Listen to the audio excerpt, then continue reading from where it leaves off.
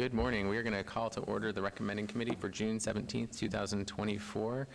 And I am going to assume we are compliant with the open meeting law, but I will confirm. Yes, we are. Thank you very much. Item number 3 is public comment. Comment during this portion of the agenda must be limited to matters on the agenda for action. If you wish to be heard, please step forward. Make yourself heard.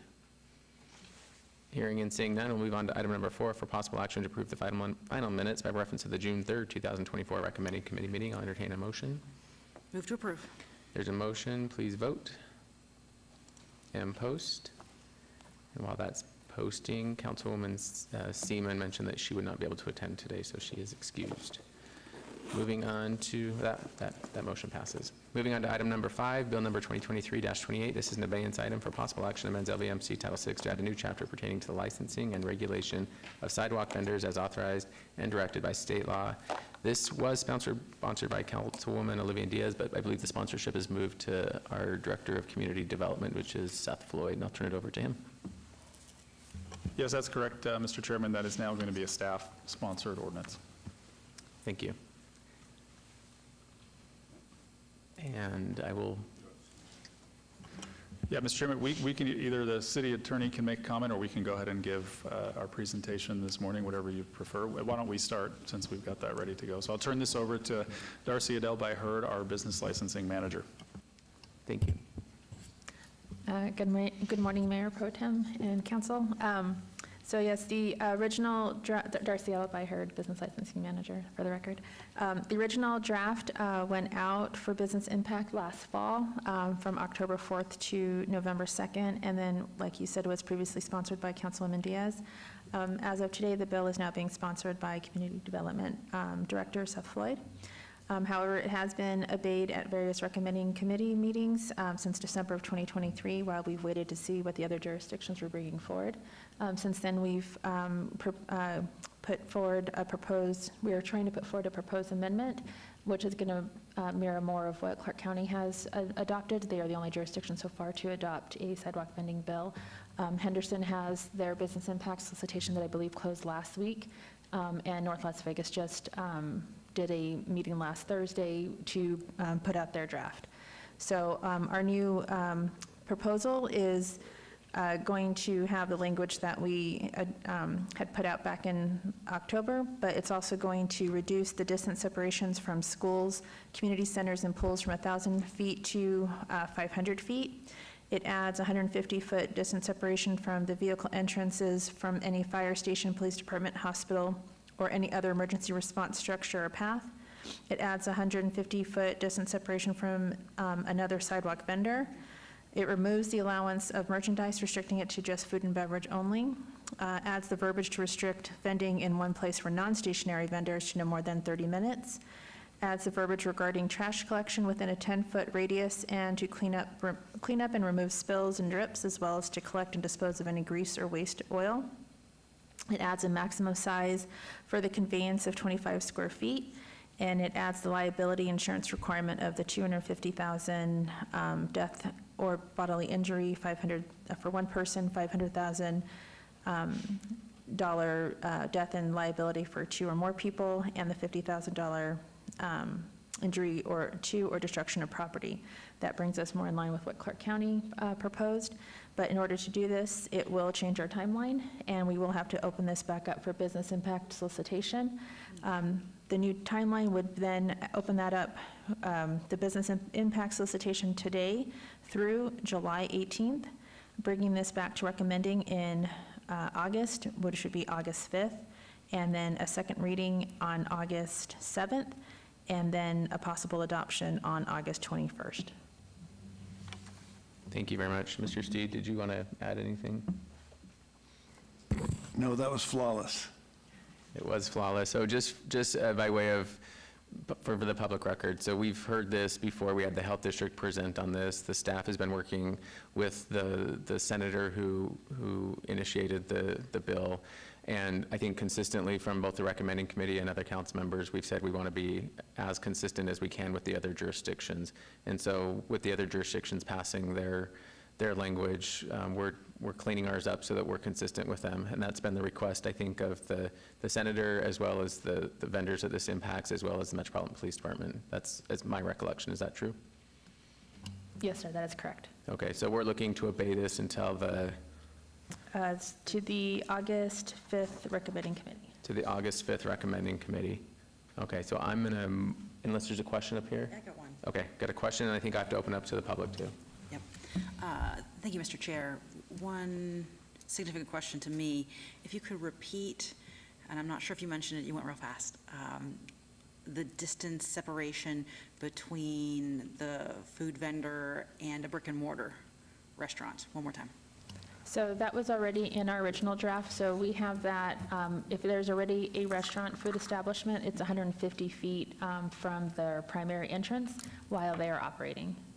Okay, and it's the same distance that the county, I think, the county, it's not the distance, excuse me, the county had the portion in there about food vendors having to move every 30 minutes. That portion still remains? The county does not have the moving every 30 minutes. Henderson did propose that, though. I'm pretty sure that was on theirs. And so it's not in ours, or it is in ours? It is in ours. Okay. Seems like a significant hardship, but I'm looking forward to the discussion. So that was only on the non-stationary ones, not the ones that are stationary. Yeah, correct. Is it possible, I know, I'm going to motion to obey this, but is it possible to put that in writing and send it out to the council? I think we've done that a couple times with the comparisons, and maybe I have a chart I can the email old to to you. the new to compare the best way to communicate it, because it gets pretty confusing. And Yes, perhaps absolutely. including in the chart what Clark County has and what City of Henderson has, so that we can, Yes, I have all 4 jurisdictions. perfect. And this must be confusing for you as well, so thank you for your efforts on it. I know everyone's trying to do the right thing, it's just laws sometimes get in the way.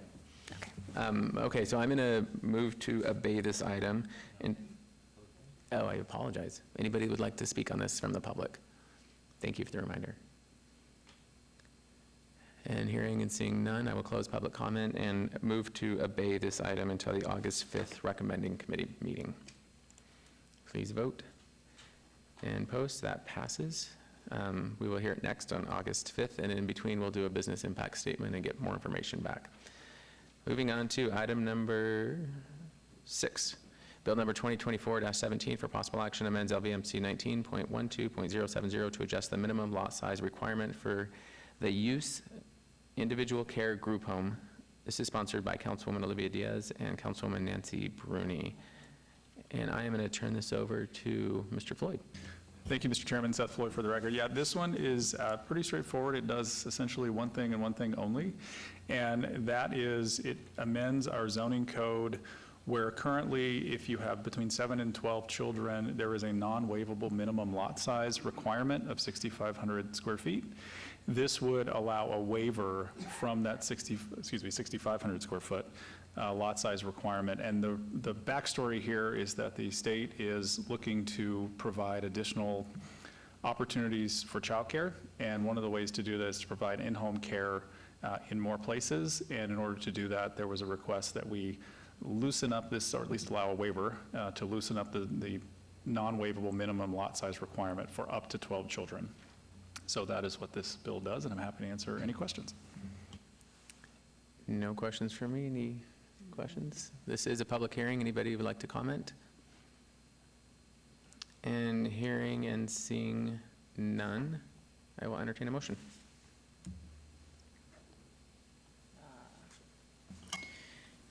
I move to, move forward with support for bill number 2024-17.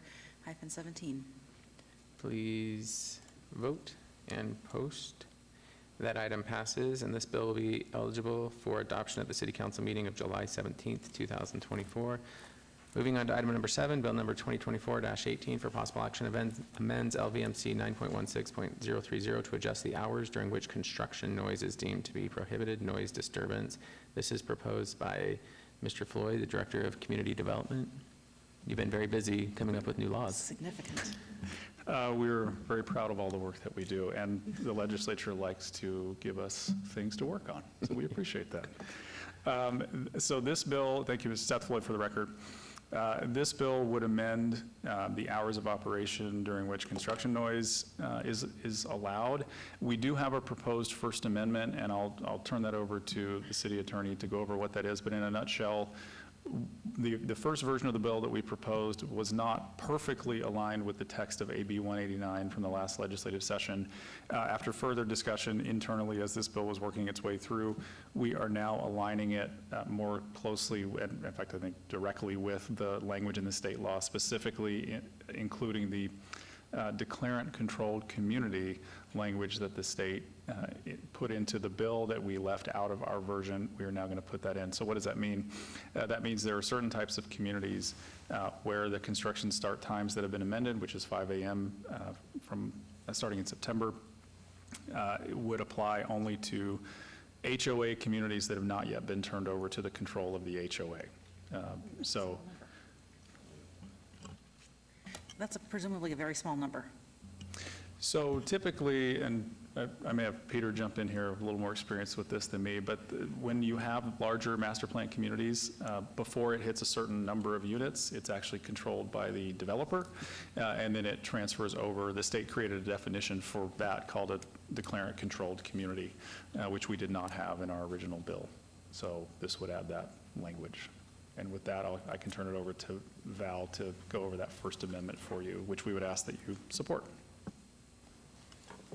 Yeah, thank you. On page 3 of your bill that you have in front of you, there's a definition of specified time period, which is the time period within which you can do construction without it being an unlawful noise disturbance.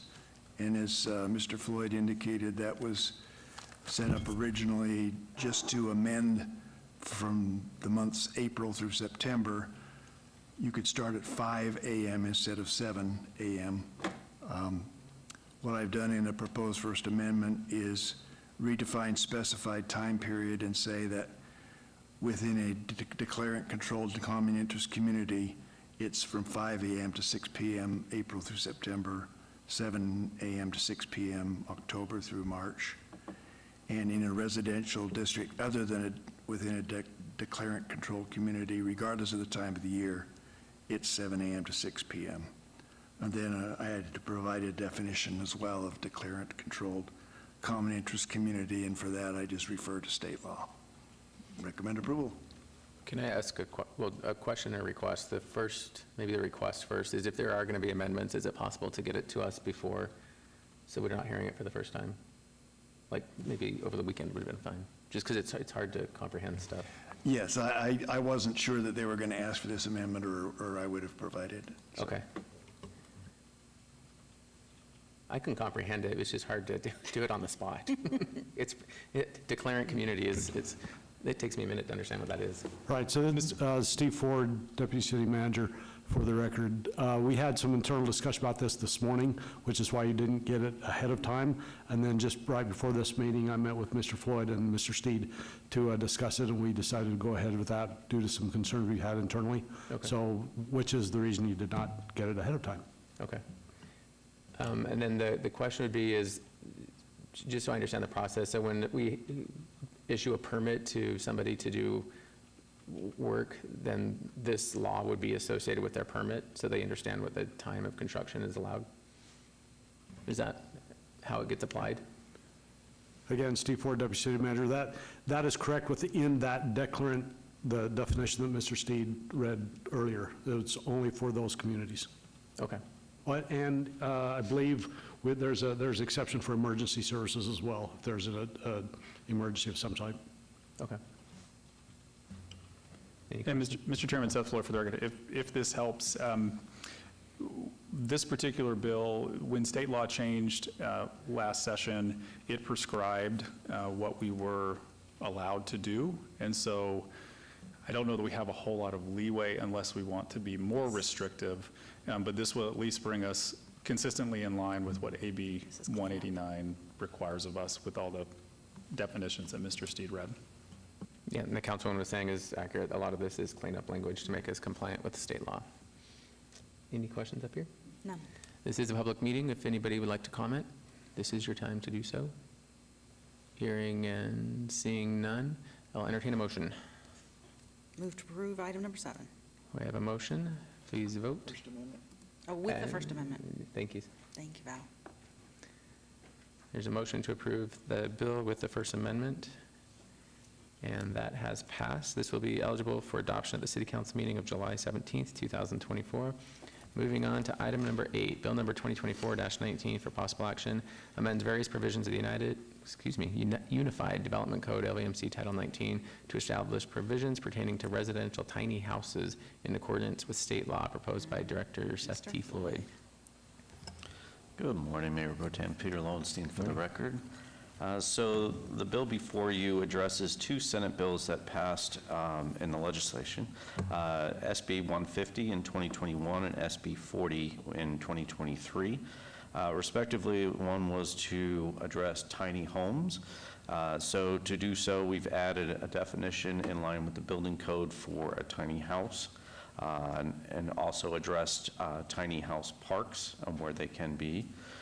It was just tailoring some of the permissible use categories to allow for the additional tiny houses.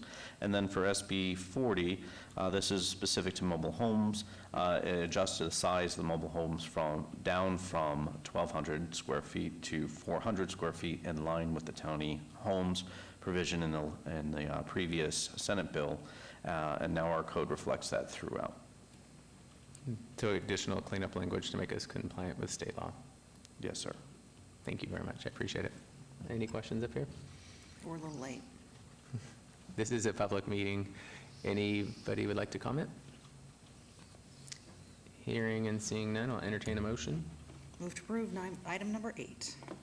We have a motion. Please vote and post. And that motion passes. This bill will be eligible for adoption at the City Council meeting of July 17th, 2024. Moving on to Bill number 2024-20. This is item number 9 for possible action, updates LVMC 19.17.080 regarding height bonus incentives to include T4-M and T5-N transect zones, which zones were inadvertently left out of the initial adoption. This is also proposed by Mr. Floyd, our Community Development Director. Thank you, Mayor Pro Tem. Peter Lowenstein for the record. As read into the record, it should have been part of the initial adoption, which allowed for height bonuses and incentives in regards to affordable housing. And now we're coming back and placing it in to make sure that any future projects are able to take advantage of it. Thank you. Perfect, thank you. More cleanup language. Any questions? This is a public hearing. Anybody would like to comment? Hearing and seeing none, entertain a motion. Move to approve item number 9. We have a motion to approve. Please vote. And please post. That item passes and will be eligible for adoption at the City Council meeting of July 17th, 2024. Moving on to item number 10, citizen participation. Public comment during this portion of the agenda must be limited to matters within the jurisdiction of the recommending committee. If anybody would like to comment, please step forward now. And hearing and seeing none, we can adjourn. Thank you, everybody.